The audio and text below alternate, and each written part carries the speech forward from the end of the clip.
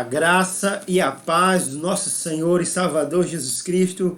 Estamos aqui reunidos para mais uma escola bíblica multiplicadora. É isso mesmo, a nossa escola bíblica da Igreja Batista Independente do Panatis. Você é o nosso convidado a estarmos crescendo juntos, né?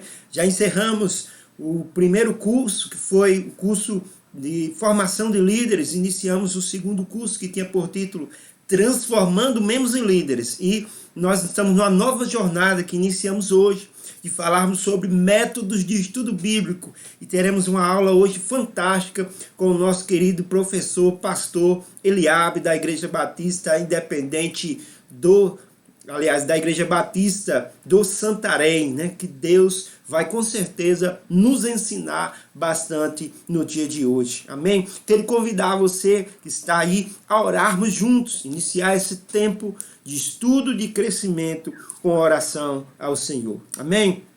Amantíssimo Deus, eterno Pai, aqui estamos, ó Deus, nesse tempo para colocarmos as nossas vidas em Tuas mãos.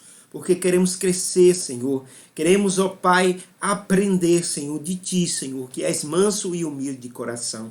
Queremos crescer na graça e no conhecimento. Ilumina, pois, Senhor, o nosso coração, a nossa mente, Senhor, esteja, Senhor, como uma boa terra, Senhor, para que o Senhor possa, Senhor, gerar em nós frutos, Senhor, dignos de arrependimento. Oramos assim, Senhor, te pedimos as Tuas bênçãos sobre esse momento de estudo e de crescimento, para a glória do Teu nome. Amém. Amém, irmãos? Louvamos e engrandecemos o nome de Jesus. Lembrando os amados irmãos da nossa igreja que nós estamos voltando, já voltamos com os nossos cultos presenciais e domingo foi uma bênção o culto. Então eu quero convidar você a participar do culto deste domingo, né? Eu conto com a sua presença.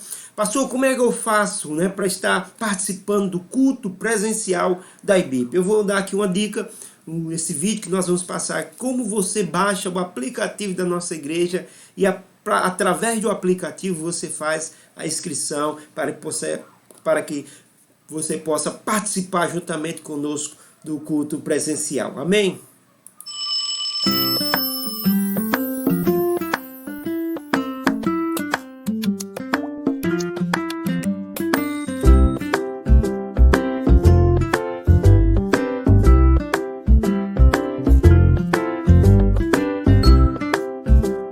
Vai abrir o aplicativo Play Store e vai pesquisar Prover. Então essa é a primeira opção. A gente clica e aperta instalar. Aguarda o download do aplicativo. Após carregado, é só abrir. O aplicativo vai abrir normalmente na página inicial, onde vai ser feito o login ou então o cadastro.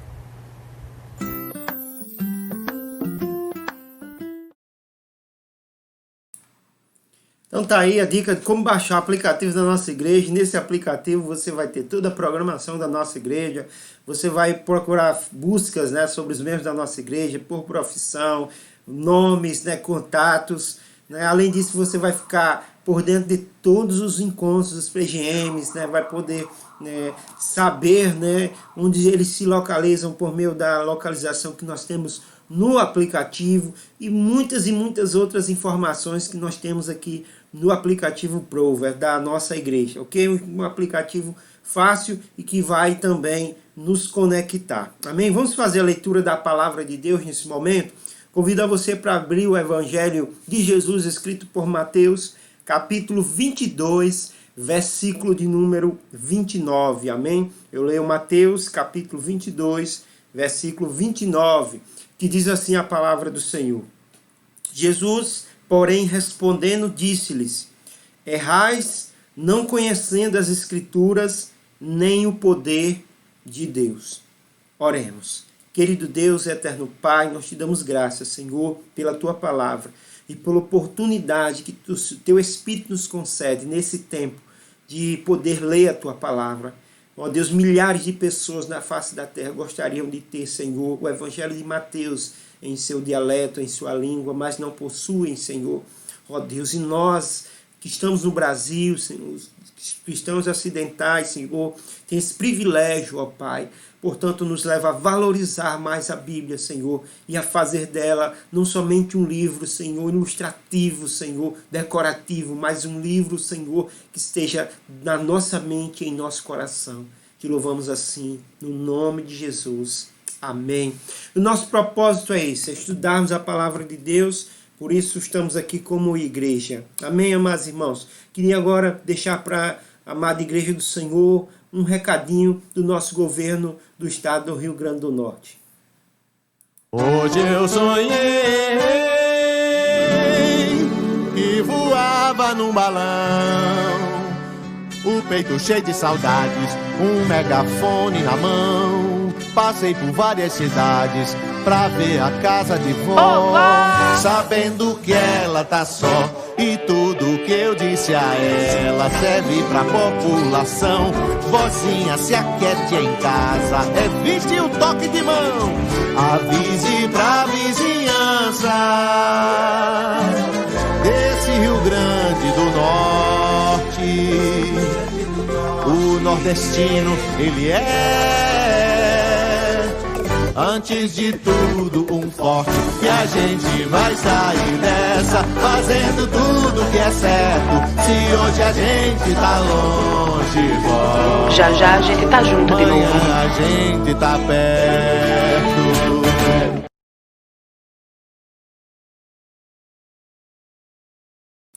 Amém. Louvado seja Deus. Então fica aí o recado, né, do nosso governo do estado. E é claro que a gente, como cidadão dos céus, né, como discípulos de Jesus, nós temos feito a nossa parte, né? Higienização das mãos, né? Uso de máscara sempre que sair de casa, o distanciamento social, porque temos certeza, irmão, que esse tempo vai passar, mas nós até lá temos que mudar os nossos hábitos e dar exemplo, amém? Tenho certeza que Deus tem preparado um novo tempo para as nossas vidas, mas por enquanto nós precisamos fazer a nossa parte, amém? Conto com todos vocês, o nosso culto tem sido assim, um culto inspirador, né? Podemos glorificar a Deus, podemos bater palma, mas ainda aquele abraço aconchegante nós temos que evitar, amém? Vamos nesse momento, amados irmãos, louvar o nome de Jesus, né? Já oramos ao Senhor, já fizemos a leitura da palavra de Deus e agora nesse momento nós vamos louvar ao Senhor com o ministério de louvor e adoração da nossa Igreja Batista Independente do Panatins, nosso querido pastor Maurício. Vamos louvar o Senhor. Tu és o Deus que andou sobre as águas. Se o sol se pôr e a noite chegar, tu és quem me guia. Se a tempestade me alcançar, tu és meu abrigo. Se o mar me submergir, a tua mão me traz à tona pra respirar, me faz andar sobre as águas.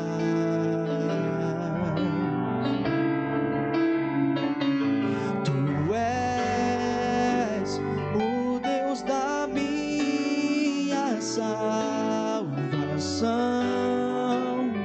és o meu dono, minha paixão, minha canção e o meu louvor. Se você quer cantar essa noite.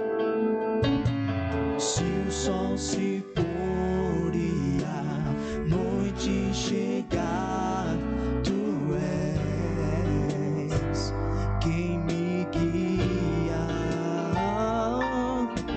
Se a tempestade me alcançar,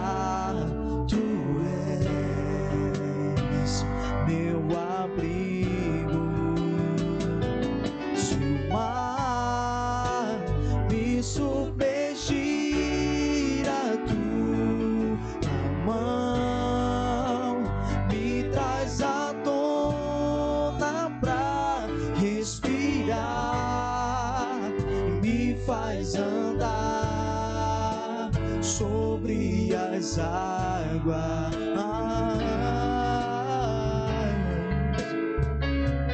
Tu és o Deus da minha salvação, és o meu dono, minha paixão, minha canção e o meu louvor. Quem crê diz aleluia.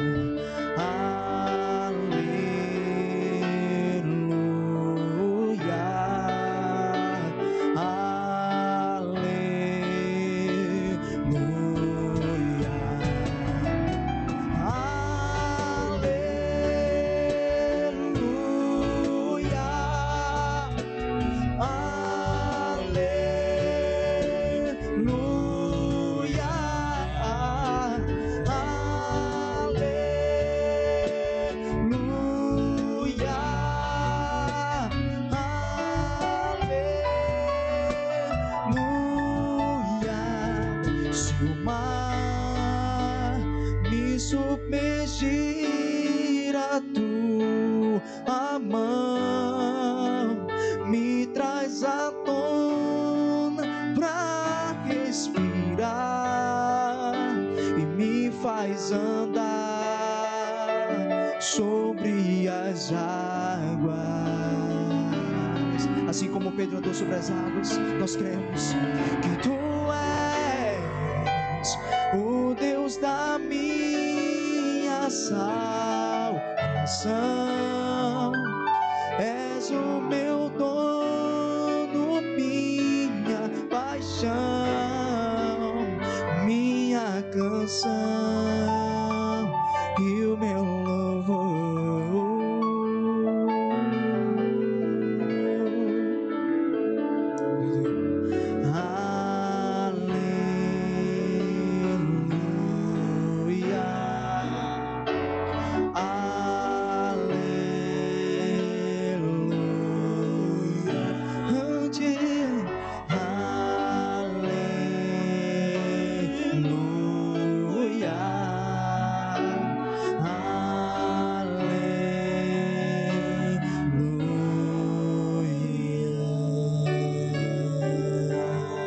Bendito seja Deus Todo-Poderoso, Criador de todas as coisas, Criador da vida, aquele que pode todas as coisas, aquele que pode fazer. Aleluias! Louvado e agradecido seja o nome do Senhor. Bom estarmos aqui louvando e adorando o nome de Jesus nesse dia. Amém?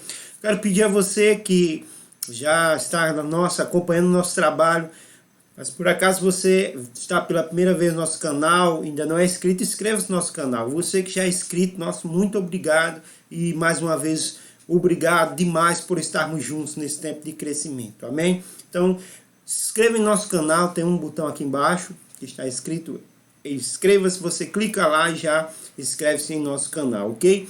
Não deixe também de compartilhar aquilo que nosso trabalho nas suas redes sociais, amados irmãos, né?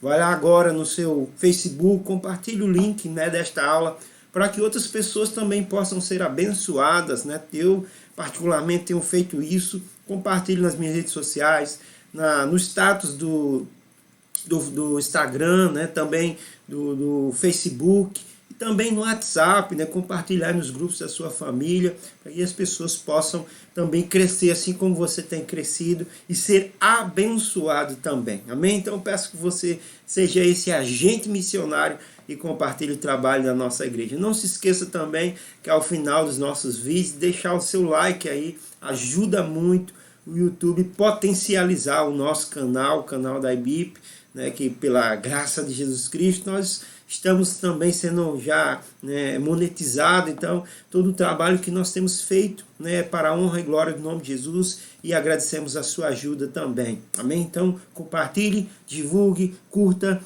no nome do Senhor Jesus Cristo. Vamos agora para a nossa aula. Nosso querido pastor Eliabe vai estar falando sobre o método de estudo bíblico, né? E aí nós vamos crescer e aprender muito. Amém?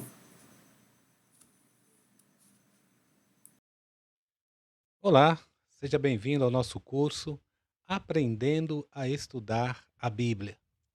A Bíblia é o livro mais lido no mundo. E talvez pelo fato de ser um livro muito lido, também tenha sido um livro muito mal interpretado, sendo inclusive utilizado para justificar crimes, atrocidades. E isso porque as pessoas muitas vezes não se preocupam em estudar a Bíblia da forma correta. Algumas pessoas têm muita vontade de se aprofundar no conhecimento que a palavra de Deus tem, mas elas ficam muito temerosas exatamente porque estudar a Bíblia quase sempre está associado a estudar teologia, a fazer um curso de teologia de 2, 3, 4, 5 anos. Nós montamos esse curso pensando especialmente naquelas pessoas que querem ter ferramentas práticas para se aprofundar no estudo da Bíblia, para preparar os seus estudos individuais ou para preparar estudos e aplicá-los em classes de escola bíblicas, em estudos bíblicos durante a semana, nos cultos de oração. Nosso objetivo com esse curso é colocar uma ferramenta prática, que nós estamos chamando, né, o estudo bíblico indutivo, e nosso desejo é que nesses 3 encontros em que estamos trabalhando o estudo bíblico indutivo, você possa se aprofundar nesse método. Deus abençoe, vamos caminhar juntos.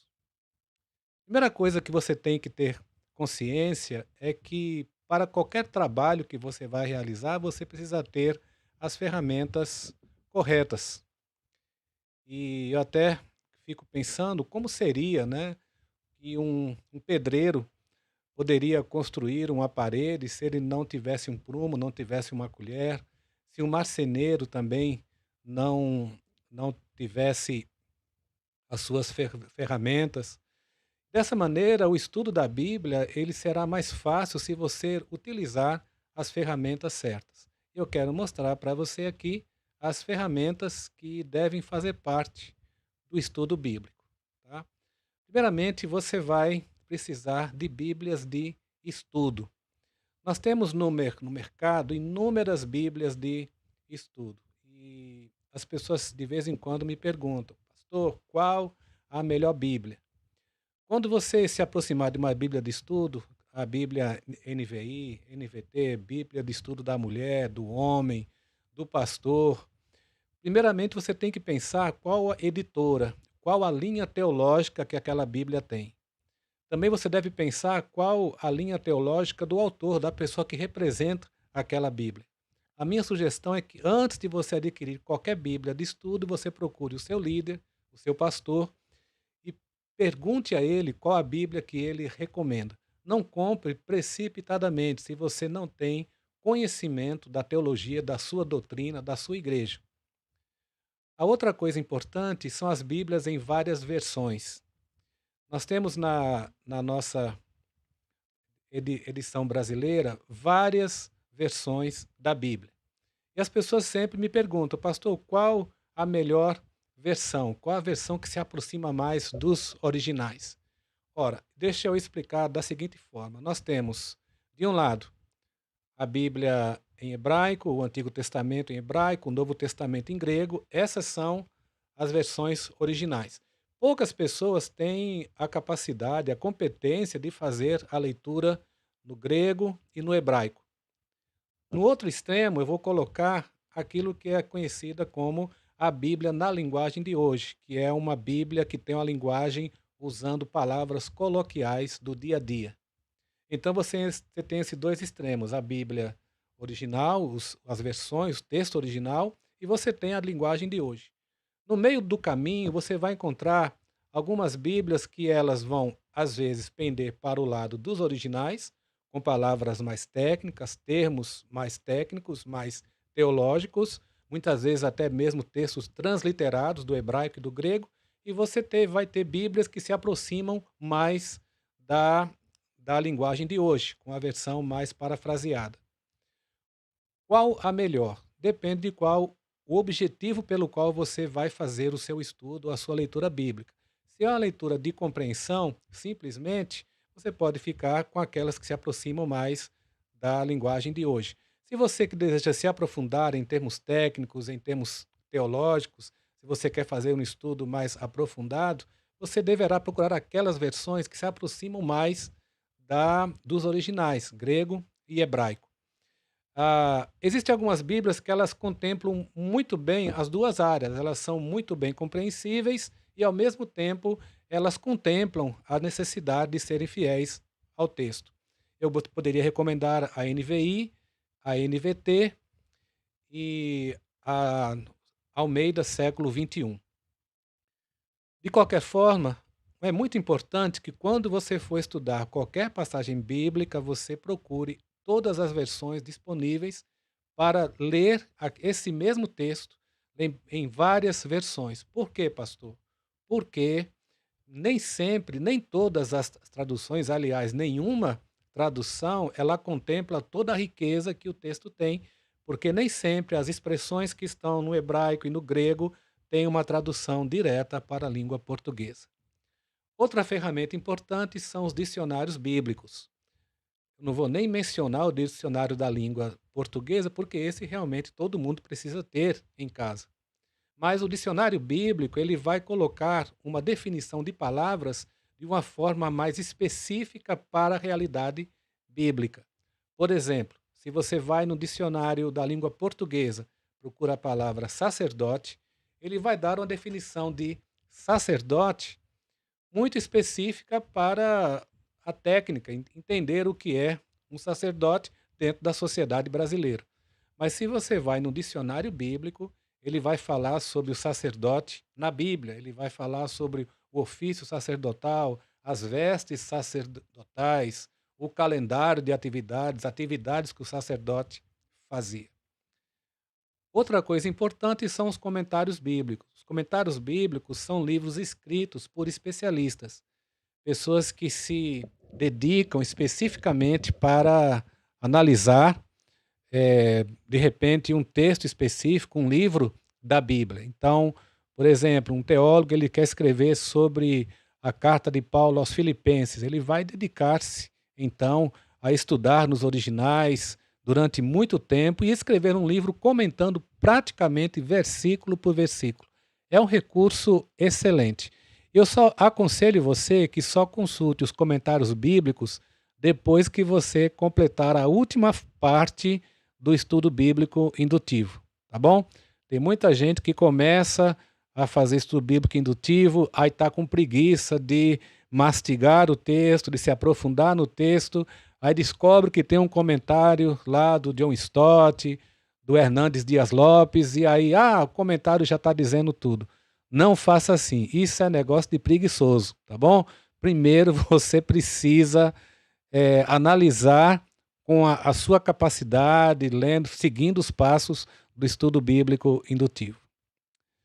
A outra coisa que eu queria falar para você é que você pode dizer assim, pastor, mas esse negócio tudo é muito caro, como é que eu vou ter todas as Bíblias de estudo? Como é que eu vou conseguir Bíblias em várias versões? Dicionário bíblico, comentário bíblico. Eu quero dar uma dica muito boa para você que tem um lugar onde você encontra tudo isso gratuitamente. Olha aí que coisa boa. E sabe aonde é? É exatamente aqui, ó, no Google. No Google você tem todas essas ferramentas. Você tem Bíblias em várias versões, Bíblia online. Você vai ter comentários bíblicos, você vai ter dicionários bíblicos, tá bom? Então ninguém mais tem desculpa para dizer que não pode estudar a Bíblia porque não tem dinheiro para comprar livro, porque no Google você vai encontrar todas essas versões. Feito isso, vamos agora entrar especificamente no estudo bíblico indutivo. O estudo bíblico indutivo é um método que eu tenho utilizado ao longo da minha vida, tem sido um método no qual, através do qual eu tenho preparado mensagens, sermões, e a cada dia nós podemos utilizá-lo, tanto nos estudos bíblicos na igreja, como no estudo bíblico individual. Não é o único método, mas é um método muito prático e que pode ser utilizado tanto por iniciantes, pessoas que estão começando agora, como com teólogos, pastores, professores de teologia. É um método extremamente democrático e simples. E eu coloco aqui o termo OIA, e muitas pessoas não entendem o porquê desse OIA, né? Pastor, que negócio é esse de OIA? E eu vou explicar agora aqui, mostrar que o OIA é uma sigla dos 3 passos que compõem o estudo bíblico indutivo. Olha comigo aqui, ó. Observação, interpretação e aplicação. As 3 letras, letra O em observação, I em interpretação, A em aplicação. Isso faz o símbolo OIA. É muito comum eu encontrar pessoas que aprenderam o estudo bíblico indutivo e quando elas me encontram, às vezes na igreja ou em outros lugares, dizem assim, pastor, muito obrigado por ter me ensinado a oiar o texto. Eu acho que com isso a gente está criando um novo verbo, né? Estou olhando. Pastor, eu estou olhando o texto. Ou então, pastor, eu olhei o texto e descobri algumas coisas importantes. Então, esse método de estudo bíblico indutivo, ele vai ter essas 3 partes, observação, interpretação e aplicação. Hoje nós vamos trabalhar unicamente a parte observação. E a primeira coisa que você tem que fazer é escolher um texto. Muitas pessoas têm dificuldade também na hora de escolher o texto que vão estudar. Às vezes a pessoa não está muito habilitada, não tem muito conhecimento, então ela começa muitas vezes por textos difíceis. Vai lá para o profeta Ezequiel, vai lá para o livro de Apocalipse, ou vai na genealogia lá em Gênesis, ou vai para o livro de Salmos. Não quer dizer que esses textos não sejam bons, mas para quem está iniciando não são a melhor opção. Eu queria sugerir a você que você trabalhasse, primeiramente, com uma narrativa completa. Por exemplo, uma parábola, a narrativa de uma cura, a narrativa de um milagre que Jesus fez, uma narrativa de um fato que aconteceu na palavra de Deus, como no livro de Atos, aos vários momentos que você vai ter o apóstolo Paulo realizando alguma obra, algum trabalho, alguma mensagem. Então comece com a narrativa completa. Por exemplo, um salmo, se possível um salmo curto, porque os salmos também têm a sua complexidade. Ou então você pode trabalhar com parágrafos. Por exemplo, alguns textos como as epístolas, elas são melhor trabalhadas se você tiver como ponto de vista o parágrafo. Quando você aprende a trabalhar o parágrafo, você pode, de repente, começar a pensar em trabalhar todo o livro. Vou trabalhar toda a carta de Efésios, toda a carta de Filipenses, trabalhando os parágrafos. Aí você vai dizer assim, pastor, e como é que eu vou saber quando uma Bíblia está dividida em parágrafos? Eu vou mostrar para você aqui uma Bíblia em parágrafos, tá? Essa aqui é uma foto de uma Bíblia, eu vou até tirar a minha imagem aqui para ficar só realmente o que interessa. Essa Bíblia é uma Bíblia que está alinhada em parágrafos. Como é que eu sei disso? Primeiro, observa que os números dos versículos estão alinhados à esquerda, tá? Aí você observa que essa letra inicial aqui no versículo 11, ela está em negrito. E depois você vai ter uma outra letra em negrito aqui, a letra O. Entre essa letra em negrito aqui e essa aqui, você tem um parágrafo. Mesmo os versículos estando alinhados à esquerda, esse trecho aqui representa um parágrafo, uma unidade semântica, uma unidade de compreensão. E aqui você tem o começo de outro parágrafo, tá? Essa é uma Bíblia dividida em parágrafos. Vamos mostrar agora uma Bíblia que ela e os parágrafos são divididos, né, alinhados à esquerda. Essa outra Bíblia que eu vou mostrar agora também é dividida em parágrafos, mas os versículos não são alinhados à esquerda. Aqui. Você tem o versículo 2 aqui, o versículo 3, aí você tem o versículo 4, ó, o número 4 já está no meio da linha, o versículo 5 também no meio da linha. O que quer dizer isso? Que essa Bíblia aqui, os parágrafos dela, eles estão alinhados não à esquerda, mas os parágrafos são alinhados especificamente dentro da sua unidade de significado. Então, quando você pega uma Bíblia dessa, você vê nitidamente os parágrafos divididos. Por que é tão importante você trabalhar parágrafos? Porque uma unidade de compreensão, um ensino, geralmente ele é dado através de parágrafos. Então, num parágrafo vai tratar de um assunto, quando vai para outro parágrafo ele já vai trabalhar algum outro assunto ou vai continuar a aprofundar o assunto anterior. Por isso que a minha orientação, se você for trabalhar uma epístola, uma das cartas de Paulo, dos demais apóstolos, você procure trabalhar especificamente, primeiramente, os parágrafos. Aí então, primeiro passo do estudo bíblico indutivo, observação. Eu vou agora dar os passos para você da observação. Primeiramente, leitura do texto várias vezes e em várias versões.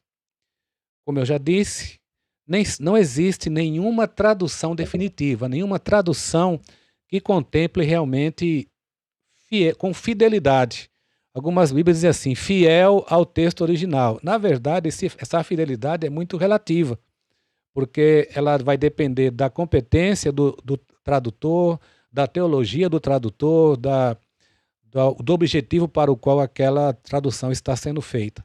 Então, não existe realmente um texto 100% fiel na tradução. É por isso que nós precisamos de ter as várias versões e aqueles que têm condição, têm possibilidade, estudar, inclusive, as línguas originais, hebraico e grego. Certa vez fizeram essa pergunta a um grande estudioso da Palavra de Deus, Eugene Peterson, perguntaram assim, qual a melhor versão, a melhor tradução, a melhor versão da Bíblia? Ele falou, é claro, os originais, né? Enfim, você precisa ler o texto várias vezes. Por que ler várias vezes? Para que você possa ter familiaridade com o texto. A outra coisa, compreensão das palavras, procurar o significado. Não fique imaginando o que é determinada palavra. Não fique imaginando que fariseus são os caras que ficavam farejando Jesus, ou que os saduceus eram pessoas sadutoras, né? Não fique tentando imaginar o significado. Primeiro você vai no dicionário da língua portuguesa, tá? Para ver o significado. De repente aquela palavra pode ser muito bem explicada no dicionário da língua portuguesa e, se não for suficiente, você vai para o dicionário bíblico. Lembra aí, se você não tiver o físico, você vai lá no Google, dicionário bíblico, e você tenta encontrar o significado daquela palavra. Não deixe nenhuma palavra do texto sem a sua compreensão. E de tanto você ler o texto várias vezes, em várias versões, pegar a compreensão, muitas vezes palavras sinônimas, né, nos dicionários, agora você pode então dizer o texto com suas próprias palavras. E aqui eu quero dar uma sugestão. Depois que você escolher o texto, uma narrativa completa ou um parágrafo de um texto bíblico, você fizer essa leitura várias vezes em várias versões e compreender as palavras, você vai chamar alguém que mora com você, alguém próximo de você, ou algum amigo, e você vai então ler o texto, você vai falar o texto bíblico e vai pedir para ele conferir na Bíblia se está correta a sua exposição do que o texto diz. Por que isso? Porque nós precisamos ter a compreensão que só compreendemos, que observamos bem o texto, quando conhecemos todos os seus detalhes. Depois que você consegue recitar o texto para outra pessoa, ela agora vai dizer assim, realmente está correto. Não, você esqueceu dessa parte, desse determinado detalhe. E é por isso que é importante que você leia várias vezes e depois seja capaz de dizer o texto com suas próprias palavras. Existem alguns erros que as pessoas cometem nesse ponto aqui da observação. Primeiro, deixar de ver todos os detalhes. Tá? Talvez isso seja difícil se você realmente seguir o passo corretamente. A outra coisa é enxergar o que não está no texto, ficar imaginando, né? Ficar supondo. Lembre-se que é importante consultar o dicionário bíblico. Chegar à conclusão errada. Muitas pessoas, depois que fazem essa primeira parte da observação, já quer imediatamente aplicar. Já quer passar logo para a aplicação. Na verdade, isso é um perigo, porque você não cumpriu ainda as etapas da interpretação para depois chegar à aplicação. A outra coisa é pressupor que você já sabe o que o texto diz. Lembre-se, nós precisamos ter muita humildade quando vamos nos aproximar da palavra de Deus. Não é porque você já ouviu várias pregações daquele texto, que você já leu várias vezes, que você já sabe o que o texto diz. Nós vamos aprofundar isso na próxima aula, quando trabalharmos interpretação.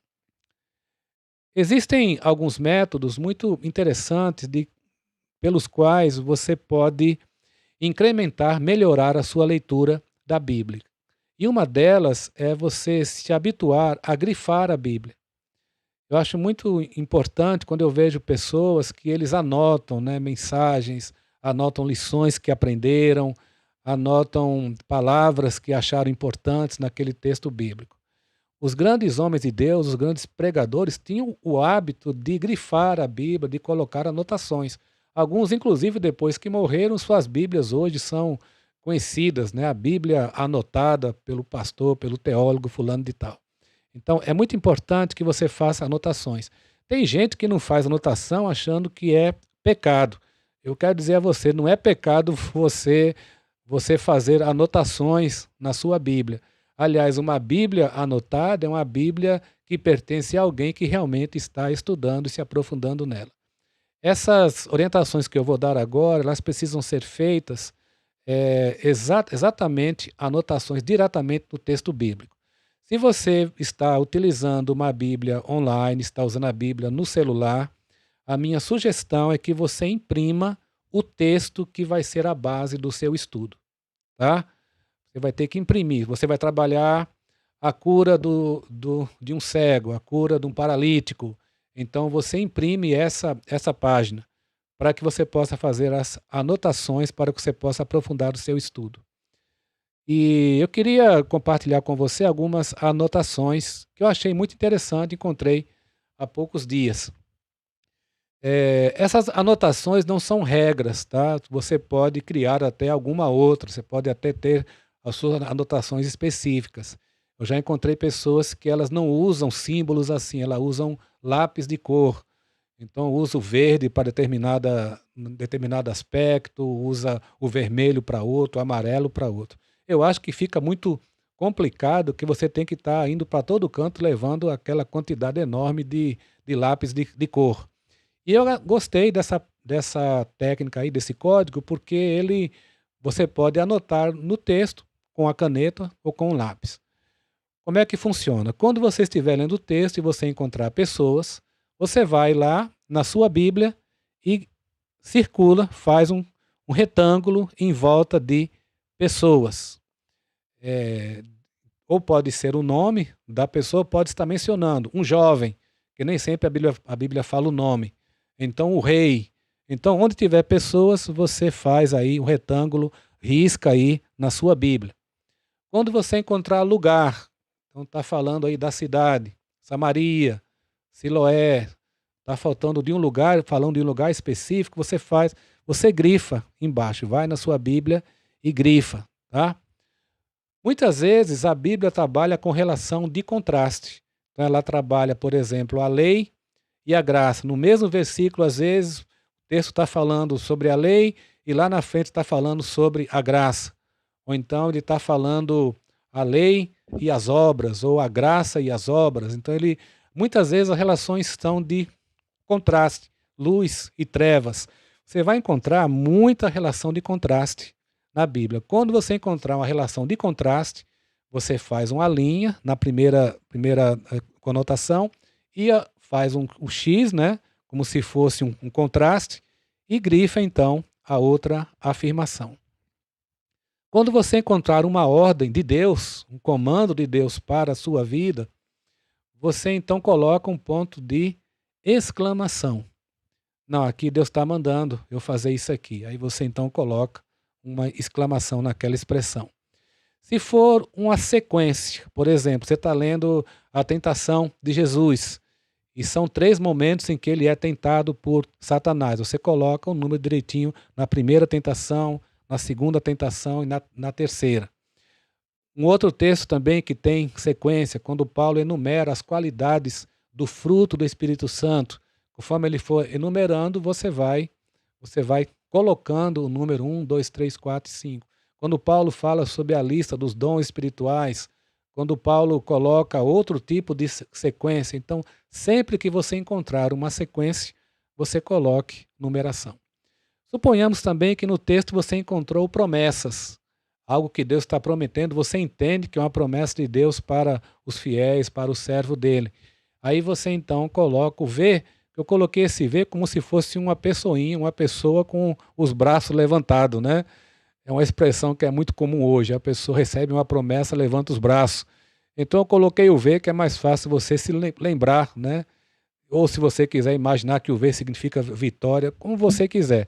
Eu quero realmente é que você, quando encontrar uma promessa, você assinale. Ou com um V ou com outra maneira que você achar importante. Uma coisa que vai acontecer muito é você encontrar passagens que você não entendeu, expressões que você não entendeu. Aí você coloca o quê? Uma interrogação. E aí essa interrogação é que vai ser um ponto importante quando você estiver partindo para o segundo passo, que é a interpretação. Então, a minha segunda tarefa que eu dou para você, a primeira é ler o texto várias vezes e conseguir falar o texto. A segunda tarefa, pega essa mesma passagem bíblica que você fez essa observação inicial e você vai fazer essas anotações. Se você fizer essas anotações, né, cumpriu bem direitinho, trabalhou tudo isso, aí se você quiser mandar para mim um print, você tira a foto do trabalho que você fez e compartilha comigo. Daqui a pouco eu vou dar o meu número do WhatsApp para que você possa mandar a sua foto. Encerrando a parte de observação, uma coisa muito importante é a gente pensar qual a forma literária que está sendo utilizada. Eu coloquei algumas aqui. Alguns textos bíblicos são poesia, outros são narrativa histórica, outros são profecias, outros estão na forma de parábola e outros são provérbios. Eu não coloquei aqui, mas uma outra forma também é as epístolas, as cartas. Existem outras formas, outros estilos literários. Quando a gente estuda hermenêutica, tem o estilo jurídico, há outras maneiras, mas eu não quero colocar tudo aqui para não encher demais, já que é um estudo básico. Se você quiser se aprofundar, qualquer manual de hermenêutica bíblica vai trazer para você aí todos os estilos literários. Qual a importância disso? Imagina você o problema, se uma pessoa está trabalhando, ela vai entender que determinada poesia é uma narrativa histórica. Imagina a confusão se uma pessoa pega uma poesia e quer interpretar como se fosse uma narrativa histórica. E aí, por exemplo, se o Salmo diz assim, que Deus voou nas asas do querubim, ela vai ficar imaginando que Deus montou num anjo, né? Que o autor estava olhando para o céu e vendo Deus montado num anjo, galopando um anjo. Na verdade, isso é uma expressão poética. É por isso que é importante, quando você ler o texto, você ter essa percepção. É uma narrativa histórica? É uma poesia? É uma parábola? Então, a narrativa de cura, a narrativa de um milagre, é uma narrativa histórica. Ela tem lá os aspectos de expressão de fé, mas não deixa de ter o foco de contar algo que aconteceu. Se você está lendo uma parábola, geralmente, quando é parábola, o próprio autor, o próprio evangelista já vai dizer essa parábola, Jesus contou uma parábola. O profeta Isaías também, ele conta parábolas. Aliás, as profecias, elas podem utilizar-se de vários livros poéticos, eles utilizam praticamente todos os estilos. Eles vão ter poesia, eles vão ter narrativa histórica, eles vão ter parábolas. Nosso objetivo no nosso curso é que quando a gente encerrar o estudo bíblico indutivo, nós vamos caminhar um pouco mais à frente, trabalhando como você faz o estudo bíblico indutivo, enfocando especificamente os vários estilos literários. Nós estamos chegando assim ao final desse nosso primeiro encontro. A graça e a paz de nosso Senhor Jesus Cristo. Chegamos ao final da nossa aula. Que bom mais uma vez estarmos aqui juntos, né? Nesse tempo de crescimento. Tenho certeza que você, assim como eu, fez as suas anotações, né? No seu caderninho aí, para que você não perca nada do que nós temos ministrado aqui, nada do que tem sido ensinado aqui na nossa Escola Bíblica Multiplicadora.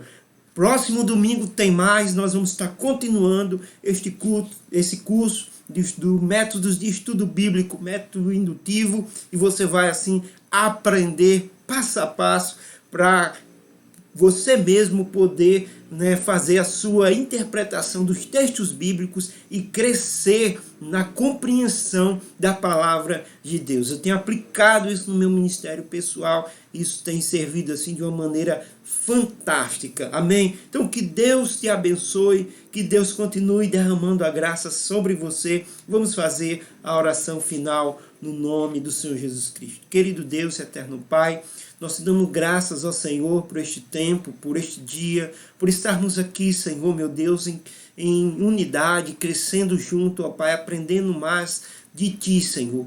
Ó Deus, que o Senhor possa, Senhor, abrir o nosso coração e continuar ministrando sobre a nossa mente, disposição, Senhor, para mergulhar nas profundezas da Tua palavra e aprender, Senhor, porque nós erramos em não conhecer as Escrituras nem o poder do Senhor. Te louvamos assim, abençoando a vida de cada um dos meus irmãos que estão juntos comigo nesse momento, para a glória do Teu nome. Amém.